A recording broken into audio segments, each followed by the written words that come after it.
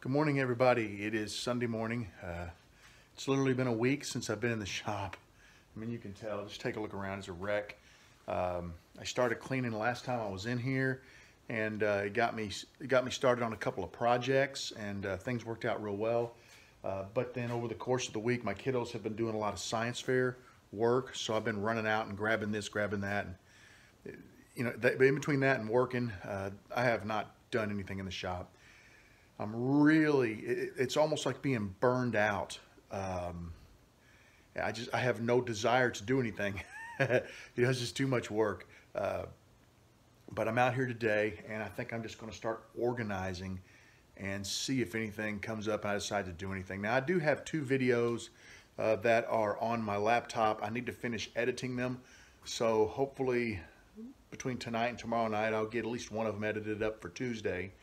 And then hopefully during the week I'll have a little bit of time and I'll get the other one going for Friday. So that'll get me through this week, and hopefully I have a better week this week and really feel like being in the shop. I just don't feel like being in the shop is the problem. I don't know. You get kind of listless after a while. So anyway, I'm out here today. I got a couple of things I'll show you real quick, and then I'm going to just turn around and start cleaning and see if I can get the shop straightened up a tiny bit. The first thing I want to show you is there used to be a Nova Comet lathe right there, and it's gone. I can't tell you how many people asked me, hey, what's the deal with the lathe? How come you're not using that lathe? Did you get a new lathe? There was all kinds of curiosity questions, both from this channel as well as my other channel, because a lot of times I shoot this direction when I'm doing an intro or an exit. That lathe belonged to my good buddy Jim Zimmerman. He loaned it to me when my control box initially went out on my lathe. And I used it to make, I only made one pin, and then my control box came in. It got here so quickly, but he left it here just in case I needed it, in case I had any problems, and I truly appreciate that. Thank you, Jim. I kept it on my table saw back there because I wanted it to be safe. I didn't want it on the floor where I could knock something over and it lands on it, or I didn't want to trip over it or step on it or spill something on it. So I kept it up on my table saw to keep it safe, and did a good job. I did no damage to the lathe, I'm happy to say. So that's gone. One of the things you probably might have noticed is there's a couple of packages there. I thought we'd take a moment and open those right before I start my cleaning adventure. The first package right on top is from Isaac Goldhahn, and I believe he's from Montana, MT. I think that's right. Let me just nip the end of this open. Uh-oh, there we go, nice. It's got it wrapped up nice and neat, should protect it.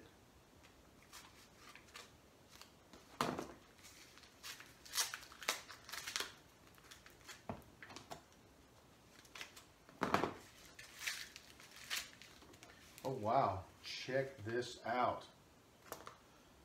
Let me see if there's a note in there or anything. No, look at this. That is some amazing wood. I spoke to Isaac on social media about this, and he wasn't sure what the name of the wood was. He just wanted to send me some and kind of get it out there because it's so gorgeous. I mean, just look at that. It's beautiful stuff. Thank you, Isaac. I appreciate this.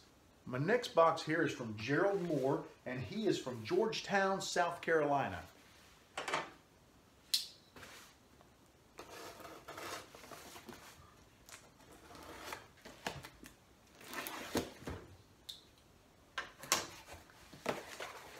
We got a little note in here. I always like the notes. Bob, as I was boxing up the spalted pieces I saved for you, I saw several remnants from some segmented bowls I did, so I included them. Use and enjoy what you can. Regards, Gerald Moore. Thank you, Gerald. Oh, wow. Oh, there's some beautiful wood in here. Check this out. Looks like a little walnut, padauk, and I think that may be mahogany on the bottom. This is some spalted wood that he sent me. This one says it's got a little bamboo oil on it. I guess that's how he was finishing it with the work he was doing on it. There's one more blank of the spalted. And it looks like we have here some more walnut, a couple more pieces of walnut, and I am not sure what this is. It's got a nice knot in it. it almost looks like maple from the end, so it may be a chunk of maple. Gerald, thank you very much. I truly appreciate the wood. Thank you. I've got one last package here to open, and this one is from Royal Palm Resin. So let's see what we got.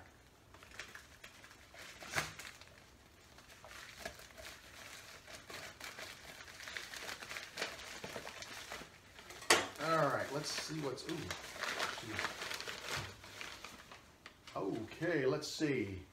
We got 1 quart of original formula Royal Palm Resin. If I have any questions, I've got an email address here to call. I've been talking with him on social media, and this is a new resin they just released. It's got mixing cups with it, and it's a 2-part resin.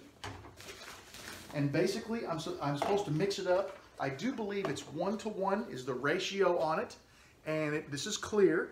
And we'll put it in the pressure pot, and I should be able to get some pretty cool blanks. So I was waiting to get some resin because I've got a couple of man-eater blanks, and then I've got a blank over here from Lizard Blanks. So with this Royal Palm, I'm going to start off with the man-eater. We're going to get those. We're going to get something made up with the man-eater. I really want to try this out with my Bespoke pins. So I think I'm going to use that longer man-eater blank, and I'm going to try to maybe mix a little color in and make myself a couple of colored blanks so that I can make a big pin, and then I'll use some of this in the smaller blanks to make some more of my bottle cap pins, because I want to see how this resin turns. So it's like I said, it's brand new. I think it's just hit the market, and I'm really excited about trying it out. I mean, you know, it's actually pretty cool to get to try something like this. So we're going to find out how this works really soon. Well, that was a pretty darn good mail call. I mean, got some gorgeous blanks there. Can't wait to turn those. And I've got some resin. I'm not going to cast today. I do have a club meeting today at 1:30 until 3. So I don't have a great amount of time in the shop. But I need to get my game plan together because I really want to try that resin out with a little bit of... I want to try clear first. So initially I said I'm going to do some of the Bespoke blanks, but I think what I'm going to do is I've got a couple of blanks ready of my bottle cap blanks. I think I'm going to do a couple of those just to try out the resin, and then I'd like to mix a little color in. I've got a couple of different Pearl X resins that I thought I might mix in and try to make myself a couple of Bespoke blanks, which would be a lot of fun to turn. And then I do have the Lizard blank mold over there that I'm dying to try out because I got a bunch of stuff that was sent to me by a buddy of mine a while back, and I have not had a mold decent enough or big enough to use on it. I'm super psyched about all these molds and all this resin, and I'm going to pick a day and I'm going to prepare for it ahead of time to where all I do a Saturday or Sunday, and all I'll do that day is I'm going to experiment with these resins. So I do have a couple of questions I'm going to send back. I spoke about the resins. I asked whether I needed to use heat or pressure pot, and he told me he's used both, but pressure pot works great.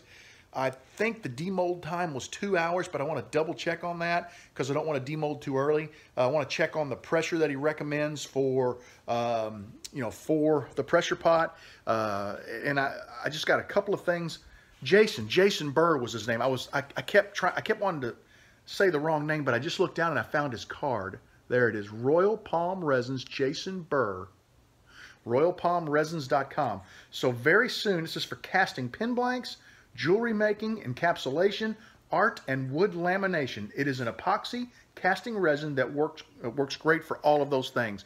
Here's the back of his card. So this is pretty cool. You guys are going to get a first-hand look at this. Like I said, it's new. It's just hit the market recently. So I'm hoping to get out real soon and do some casting. Maybe if I can get my game plan together, maybe next weekend I'll take either Saturday or Sunday, depending on how work goes, and I'll just do a casting day so that I can show you guys what's up with this resin, because it looks pretty amazing. I also need to find out from him if I need to use anything in my molds, any mold release. So there's a couple of questions I do have to prepare for casting, but I am psyched about doing a little bit of casting with this. It's going to be pretty darn awesome. Thank you so much, Jason. I appreciate it. Well, guys, it's time for me to get to cleaning. I'm going to straighten up around the shop and see what kind of trouble I can get into. So I will keep you posted. If I what happens is I start cleaning and then I get sidetracked. It's like, oh look, squirrel, you know. So I'll find a project and I'll just sort of get sidetracked and worked on it. And that's kind of what I'm hoping will happen, because I just don't really have much desire to work on anything. So I'm kind of hoping cleaning and running across a half-done project or a potential new project will just spur my interest and get me going on something. So we're just going to see what happens. I'll keep you guys posted. Well, guys, I decided to try my hand at a little bespoke work today, and let me show you what happened. I had the outside of my body threaded, and I had tested it with a cap, and it worked perfectly. I drilled the hole down the center, and I was attempting to tap it, and the material just basically gave way on me.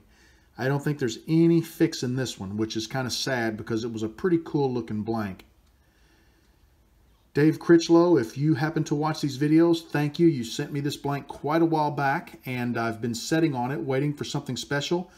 This was my something special, and I blew it. Sorry, buddy, but I may be able to use this for a section or something later on down the line. So I'm not real happy about losing that.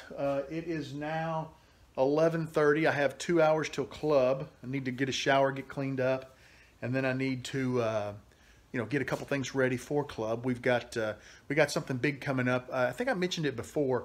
I bought 100 pins for the club. We're going to do Sierras, and they're gold and gunmetal, beautiful kits. I got 100 of them that came in the other day, and today we're going to club. And I'm going to collect up blanks. A lot of the guys are bringing in exotic blanks, and what I'm going to do is get them drilled, get them tubed, get the ends of them squared up. And then we're going to have a turning gathering in my other garage, and probably 5, maybe 6 lathes. And we're just going to spend the day. We're going to try to turn 100 pins. Last year for Honor Flight, we had about 70 to 75 guys take the flight. So we are preparing 100 pins, not knowing if a few more may come this year. But we are going to present those pins to the gentlemen of Honor Flight. And I'm really excited about it. This is a fun project. Like I said, it's going to be cool to have 5, 6 lathes going in the other garage at one time. Guys are just going to swing in during the day and turn a few pins here and there. And hopefully, at the end of the day, we got 100 pins. So, pretty excited about that. That's one thing I'm looking forward to. But this is about it for me. Unfortunately, when things go bad like this, I don't think I can fix that one, so it's kind of a bummer, but it is what it is, and we'll be back and do another one. I'll catch you guys later. Thanks for hanging out with me today. Take care. Have a good evening.